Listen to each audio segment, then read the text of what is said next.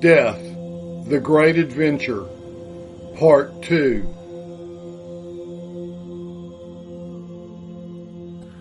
Understanding death, similarities between the near-death experience and the esoteric process of dying.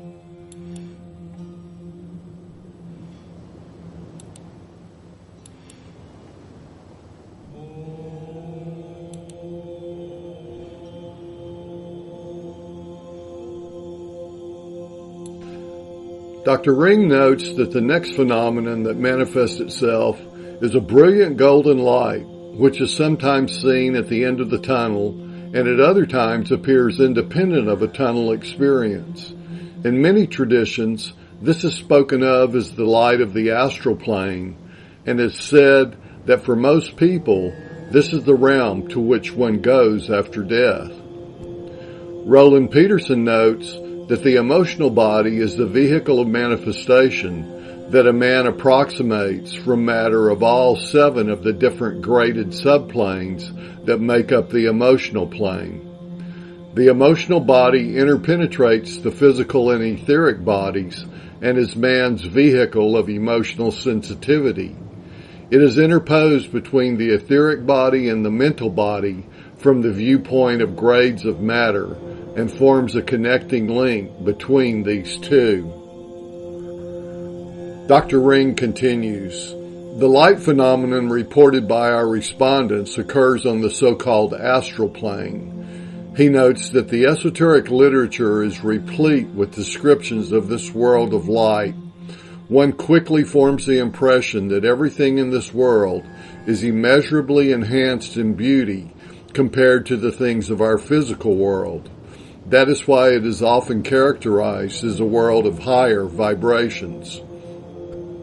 Esotericist Charles Leadbeater notes that interpenetrating the physical and etheric worlds is an ever-moving radiant sphere called the astral plane or world. Elsewhere, he reveals that the name astral is not of our choosing. We have inherited it from the medieval alchemists. It signifies starry and is supposed to have been applied to the matter of the next plane above the physical because of the luminous appearance which is associated with the more rapid rate of its vibration. E. Norman Pearson writes that it is a world of glowing light, that all objects are self-luminous, seen by their own light rather than by reflected light as we find it in the physical world. Roland Peterson states that the emotional body has been described by clairvoyants to be an ovoid of cloudy matter surrounding a more compact form in the shape and size of the physical body, and to have varying colors depending on the emotions expressed. The baser emotions result in dark, muddy hues, and the higher emotions produce bright, delicate colors. Dr. Moody reports that people do not have physical bodies anymore. Sexual identity is dropped too. Most people feel that they had no specific male or female identity while in this state.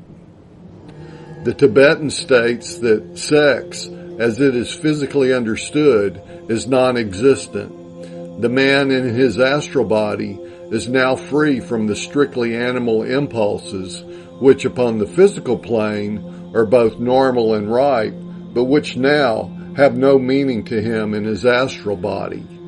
Annie Besant declares that the spiritual ego or soul itself is sexless. Both groups report that regardless of the disease, impairment, painful injuries, or amputations experienced in the physical body, the spiritual or astral body is whole, free from disease, impairment, pain, or injury. Dr. Moody reports that senses which correspond to the physical senses of vision and of hearing are very definitely intact in the spiritual body and seem actually heightened and more perfect than they are in physical life. One of Dr. Ring's respondents observed, "It was as if my whole body had eyes and ears. I was just so aware of everything." Charles Leadbeater declares that a man can see with any part of his astral body. That is, every particle of that body is capable of receiving impressions from without and transmitting them to the consciousness within. He also notes that an object is seen, as it were, from all sides at once, the inside of a solid being as plainly open to view as the outside. Dr. Ring says that the astral world is one of preternatural beauty with unforgettable colors. NDEers describe the colors as intense, magnificent, vibrant, alive, and luminescent. Esotericist Arthur Powell declares that one of the principal features of an astral body consists of the colors which are constantly playing through it. These colors corresponding to and being the expression in astral matter of feelings, passions, and emotions. He notes that all known colors, and many which are at present unknown to us, exist upon each of the higher planes of nature. But as we rise from the one stage to another, they become more delicate and more luminous, so that they may be described as higher octaves of color. Dr. Ring reports that the realm that the NDEer enters at the time of the experience is one of timelessness, infinite space, and total freedom. One feels enormously expanded in all ways. One of his respondents declared, "I was very free. I could go anywhere, do anything." Esotericist Arthur Powell states that on the astral plane, a man is really free to do whatever he likes and to spend his time as he chooses. One of Dr. Moody's subjects remarked, "Life is like imprisonment. In this state, we just can't understand what prisons our bodies are. Death is such a release, like an escape from prison." E. Norman Pearson stresses that especially in the Western world, the real meaning of the words life and death have become reversed. What we call birth is really death, for the soul is buried in an earthly body. And death, so-called, is the time of release, when the soul once more is liberated from its house of bondage and rises into the greater freedom and beauty of the astral world. It is birth. Plato calls the body the sepulcher of the soul. Dr. Moody reports that travel, once one gets the hang of it, is apparently exceptionally easy in this state. Movement from one place to another can be extremely rapid, almost instantaneous. Betty Eady said that our speed increased, and I felt the exhilaration of flight. I could do whatever I wanted, go wherever I desired, go fast, incredibly fast. The Tibetan Book of the Dead states that thou canst instantaneously arrive in whatever place thou wishest. Esotericist Roland Peterson declared that when the astral body separates from the physical, they have the ability to travel rapidly and easily for great distances by simply desiring to be somewhere.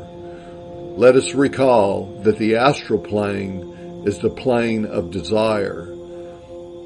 Sylvia Cranston and Carrie Williams report that the astral body exists in the near-death, out-of-body experiences where individuals tell of functioning in a finer body that can go through walls as if they did not exist. Dr. Moody writes that physical objects present no barrier. Esotericist Arthur Powell reveals that a man new to the conditions of the astral life may continue to enter and depart from a room by a door or window, not realizing that he can pass through the wall just as easily. Dr. Ken Ring reports that near-death survivors sometimes have hellish experiences. He says, "In my view, what is happening in these cases is that the individual is passing through a lower frequency domain, although he may occasionally, temporarily, get stuck there." One of Dr. Moody's subjects that had tried to commit suicide told him it was something like descending into Dante's Inferno. He had a claustrophobic, hostile, nightmarish NDE without the slightest positive experience. Another of his respondents said that he went downstairs where it was dark. There was fire. He saw people who were howling, screaming, miserable, hateful. He noticed there was a presence with little horns watching over them. He said it was the devil himself. Rosicrucian Max Heindel declares that it is not an avenging deity that makes purgatory or hell for us, but our own individual evil habits and acts. In the desire or astral world, the law of karma operates in purging man of the baser desires and the correction of the weaknesses and vices which hinder his progress. If he has made others suffer or is dealt unjustly with them, he will be made to suffer in that identical way. Because of this suffering, he learns to act kindly, honestly, and with forbearance towards others in the future. Heindel continues, in the lower regions of the desire world or astral plane, the thoughts of people who believe in a fiery furnace-like hell make of the desire stuff there such a place of torture. There we may see devils with horns, hooves, and tails, prodding the unhappy sinners with pitchforks. And often, when people pass out at death, after having lived in that belief, they are in a sad state of fear on beholding this place they have helped to create. One term that theosophists use to describe hell is Kamaloka, the place of desire. It is located on the lowest or seventh subplane of the astral or emotional plane. Theosophists sometimes use the term Kamaloka to describe the entire astral plane, the place of desire. Of the seventh subplane of the emotional or astral plane, Annie Besant says that the atmosphere of this place is gloomy, heavy, dreary, depressing to an inconceivable extent, being caused by the persons whose evil passions have led them to this dreary place. She notes that this region represents and includes the conditions described as existing in the various hells, purgatories, and intermediate states, one or other of which is alleged by all the great religions. It does not include any place of eternal torture, but it does include conditions of suffering, temporary and purificatory in nature, for the working out of causes set going in his earth life by the man who experiences them. Cranston and Williams reported that during his NDE, while in the astral world, George Ritchie saw dreadful sights of souls temporarily earthbound owing to strong sensuality. Former alcoholics were seen drawn to bars and cafes, and their hell was this. They could see others drinking, and they would longingly reach out for a glass too, but could never pick it up. Ritchie recalled what he had seen while he was in a bar during his NDE. A drunken man had passed out, and at the top of his head his aura opened, and a deceased alcoholic jumped into the man's body through the opening, trying to get a taste of the alcohol that the unconscious man had just consumed. Ritchie saw this same thing happen to two other unconscious drinkers. George Ritchie also saw a deceased woman ask a woman for a cigarette. Unable to see or hear the deceased woman, the other one lit her cigarette as the disembodied woman continually tried unsuccessfully to grab it for herself. He saw others enslaved by sexual desires, unable to consummate them. That was their hell. He witnessed sexual abuses that many deceased humans were unsuccessfully attempting to perform in feverish pantomime. Perversions he had never dreamed of were being vainly attempted all around him. Esotericist Charles Leadbeater emphasizes that the only persons who normally awake to consciousness on the lowest levels of the astral plane are those whose desires are gross and brutal, drunkards, sensualists, and the like. There they remain for a period proportioned to the strength of their desires, often suffering terribly. Arthur Powell reveals that the effect of excessive tobacco smoking on the astral body after death is remarkable. The poison so fills the astral body that it stiffens under its influence and is unable to work properly or to move freely. For the time, the man is as though paralyzed, unable to speak.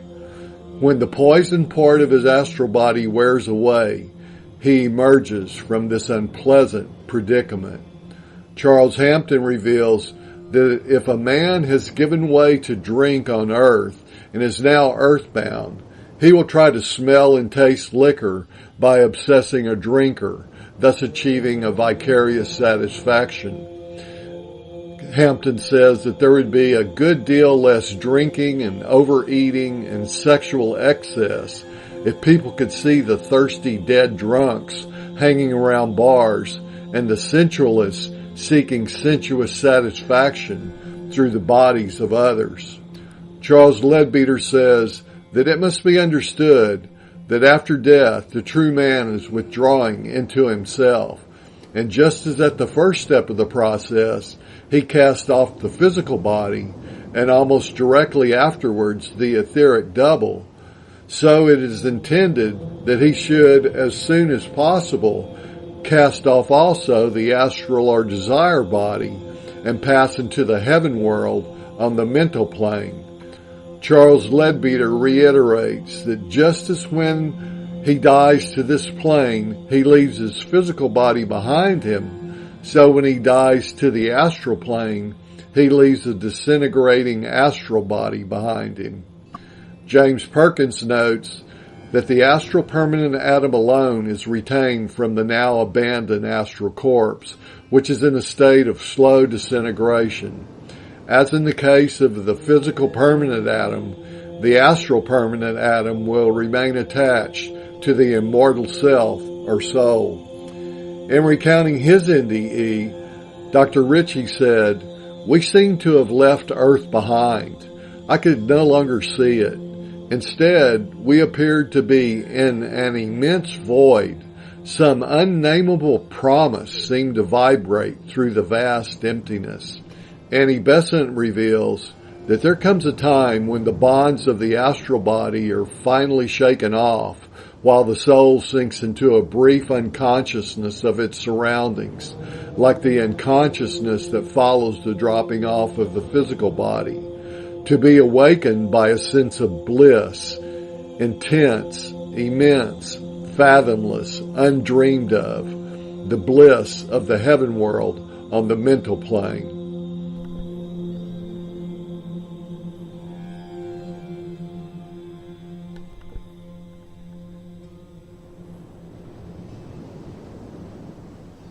E. Norman Pearson writes that there are two main divisions of the mental plane, the so-called lower mental and the higher mental. Souls do not proceed through its subdivisions in sequence, as in the astral world, but find their normal level in each division, one after the other, expanding their consciousness within first the lower and then the higher as time passes. Dr. Moody reports that quite a few NDEers have told me that at some point while they were dying, they became aware of the presence of other spiritual beings in their vicinity, beings who apparently were there to ease them through their transition into death. One of his respondents remarked, "People I knew who had died were there with me in the light. A friend who had died in college, my grandfather, and a great aunt, among others. They were happy, beaming." Esotericist E. Norman Pearson reveals that we may be fairly sure that old friends will be there awaiting us, those who have passed over before. It is not likely that they will be much changed, though they might look a little older or younger according to their own thinking regarding age, but they will look more vital than in physical life. Dr. Raymond Moody writes that numerous individuals told of catching glimpses of other realms of being, which might well be termed heavenly. In several of these accounts, a single phrase, "city of light," occurs.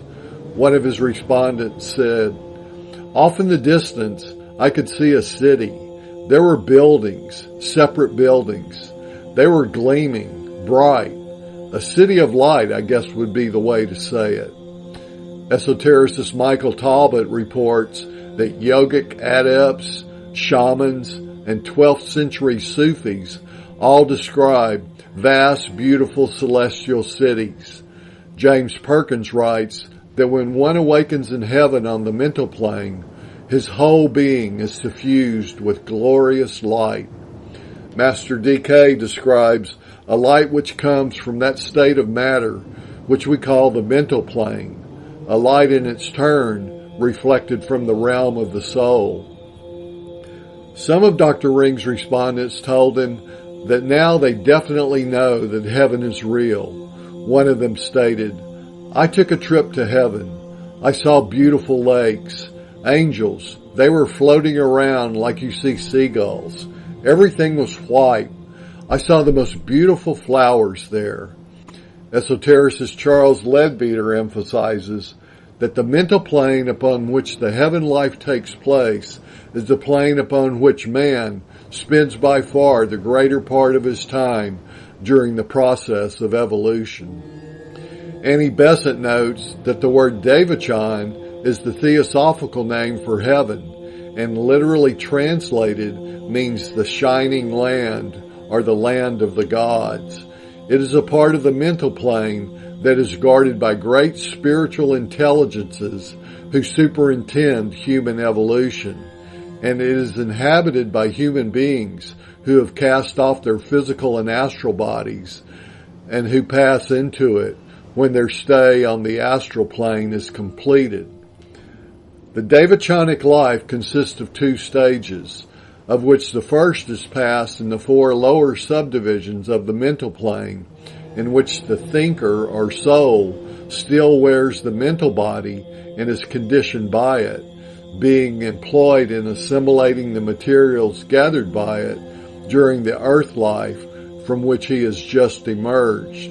The second stage is spent in the formless world, the thinker or soul escaping from the mental body and living his own unencumbered life in the full measure of the self-consciousness and knowledge to which he has attained.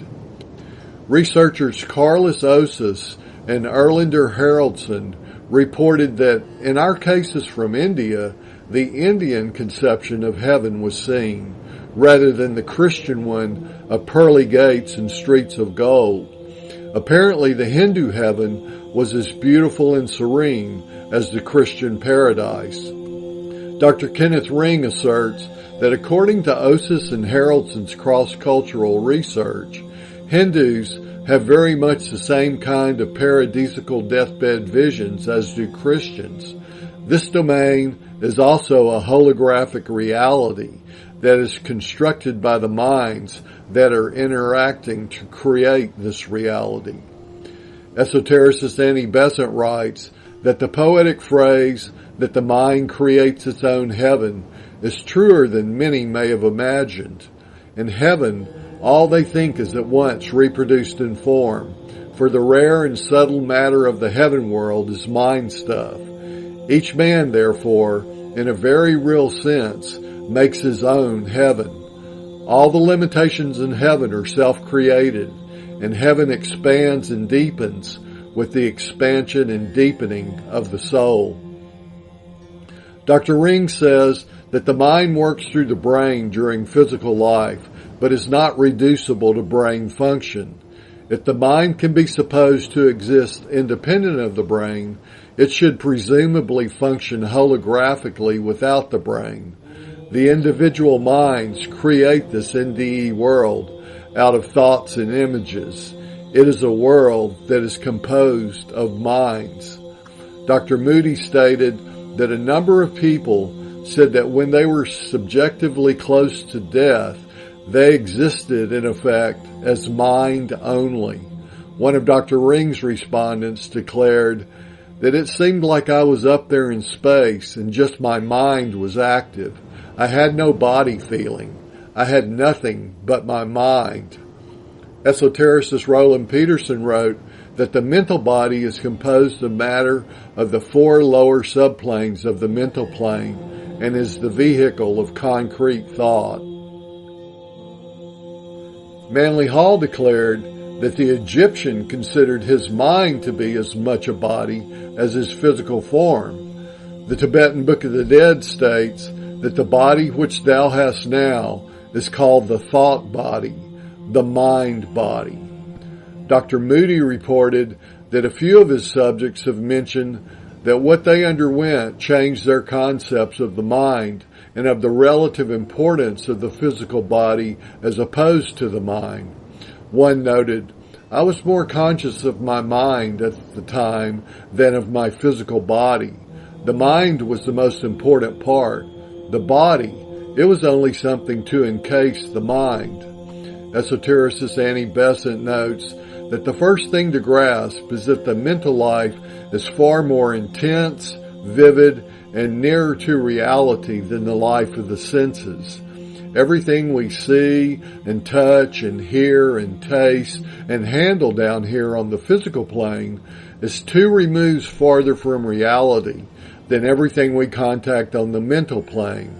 Things on the physical plane have 2 more veils of illusion enveloping them, the veils of physical and astral matter. One of Dr. Ring's respondents declared that as this occurred, an intensity of feeling rushed through me, as if the light was bathing me, penetrating every part of me. As I absorbed the energy, I sensed what I can only describe as bliss. That is such a little word, but the feeling was dynamic, rolling, magnificent, expanding, ecstatic, bliss. Esotericist Annie Besant notes that having shaken off the last remains of his astral body, the individual awakens in the mental world to a sense of joy unspeakable, of bliss immeasurable, a peace that passeth understanding. Dr. Moody reports that Indie ears also have a newfound respect for knowledge. The being of light told them that learning doesn't stop when you die, that knowledge is something you can take with you. Others describe an entire realm of the afterlife that is set aside for the passionate pursuit of knowledge. One woman described this place as a big university where people were involved in deep conversations about the world around them. Another man described this realm as a state of consciousness where whatever you want is available to you. If you think of something you want to learn about, it appears to you and is there for you to learn. He said it was almost as though information was available in bundles of thought. The being of light seems to stress the importance of 2 things in life: learning to love other people and acquiring knowledge. One of Moody's respondents noted that the kind of knowledge meant was deeper knowledge, sort of as it reached to the soul. Wisdom, I would say. Esotericist Charles Leadbeater writes that in the bright realm of the heaven world on the mental plane, the individual experiences a remarkable increase in the opportunities for the acquisition of knowledge. Annie Besant declares that the questions over which on earth he pondered and whose answers ever eluded his eager intellect are here solved by an insight that pierces through phenomenal veils and sees the connecting links which make the chain complete. Isaac Benthoff claims that at this level, knowledge comes in a non-linear way, in large chunks, and printed on the mind in a fraction of a second. Master DK distinguishes between the light of knowledge, personality light, and the light of wisdom, soul light. Charles Hampton says, Suppose a man has been an ardent book lover all his life. His idea of bliss would be the use of an inexhaustible library. Access to such a library would be easy in the invisible world, and long periods of happy interest are spent among books. There are numerous examples of simultaneous invention on the internet. They include the telescope, the telegraph, the steamboat, the lightning rod, the light bulb, the telephone, the film projector, the television, the jet engine, the periodic table, the microchip, etc. All of these things were independently invented by two or more people simultaneously or within a very short period of time. Betty Eady states that many times the creative thoughts we have in this life are the result of unseen inspiration. Many of our important inventions and even technological developments were first created in the spirit by spirit prodigies. Then individuals on earth received the impression to create these inventions here. Master Dwal Kul discusses the rain cloud of knowable things. It is that impending, overshadowing, and revelatory storehouse of energy which is the immediate cause of all events on earth and which indicates the emergence of that which is new and better and progressively right. These knowable things are the sources of all revelation and of all human cultural realizations, leading to what we call civilization. During his NDE in 1943, while he was on the mental plane, George Ritchie had stood inside a large spherical structure filled with intricate fittings. Then in 1952, he saw a cutaway picture of this same huge structure on the cover of Life magazine. He began to wonder if philosophers are right when they say that certain ideas seem to drop into widely scattered areas of the world from somewhere simultaneously. Master D.K. adds that the rain cloud of knowable things precipitates first of all on the mental plane, and a further precipitation goes forward when disciples and aspirants are the recipients. These latter, in their turn, seek to impress and guide the lesser workers and aspirants who lie within their radius of influence. Thus the idea presented is seized upon by many minds. Dr. Moody reported that people undergoing this near-death experience seem to think more lucidly and rapidly than in physical existence. Dr. George Ritchie observed that our consciousness does not cease with physical death. It becomes, in fact, keener and more aware than ever. Plato wrote that the soul that has been separated from the body upon death can think and reason even more clearly than before, and it can recognize things in their true nature more readily. The Tibetan master reveals that a man on the inner planes is conscious of himself and of his mind in a far more potent manner than when he had to work through the medium of the physical brain. Betty Eady noted that there is power in our thoughts. We create our own surroundings by the thoughts we think. Physically, this may take a period of time, but spiritually, it is instantaneous. By simply reflecting on a topic, all knowledge of that topic came to me. Esotericist E. Norman Pearson observed that in the mental world, that which we think of takes form immediately in mental matter. Annie Besant declared that in the heaven world on the mental plane, all they think is at once reproduced in form, for the rare and subtle matter of the heaven world is mind stuff, and it takes shape with every mental impulse. Dr. Moody notes that in this state, communication doesn't take place in words as we know them, but in telepathic, non-verbal ways that result in immediate understanding. Master D.K. reports that the deceased may be subject to the telepathic impression of the varying thought currents emanating from the mental plane. Annie Besant declares that communication between people functioning consciously on the mental plane is practically instantaneous, for it is with the speed of thought. The whole thought flashes from one to the other, or perhaps more exactly, each sees the thought as conceived by the other. Betty Eady reports that during the experience, if NDEers want to go somewhere, they can often just think themselves there. She states that my trip home was a blur. I began moving at tremendous speed now that I realized I could. I made no decisions, gave myself no directions, just thought of home and knew I was going there. Within a moment, I was at my house. Esotericist Charles Leadbeater responds that if he thinks of a place, he is there. The Tibetan Book of the Dead states that consciousness immediately goeth to whatever place the mind directeth. One of Dr. Moody's respondents declared, I began to hear music of some sort, a majestic, really beautiful sort of music.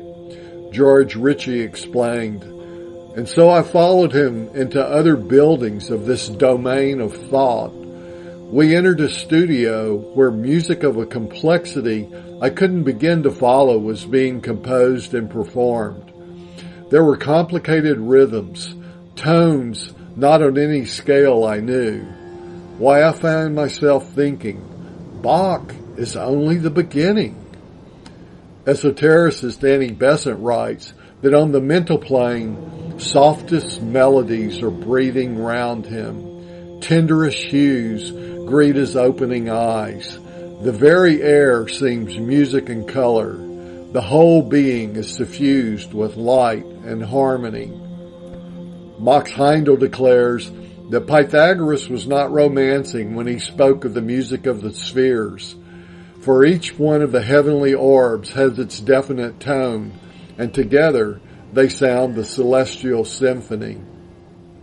Arthur Powell notes that on this mental level are found our greatest musicians. Mozart, Beethoven, Bach, and others are still flooding the heaven world with harmony, far more glorious than they were able to produce when on earth.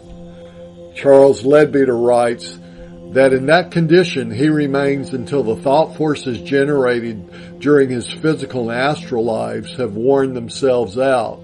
Then he drops the third or mental vehicle in its turn and remains once more an ego or soul in his own world, inhabiting his causal or soul body.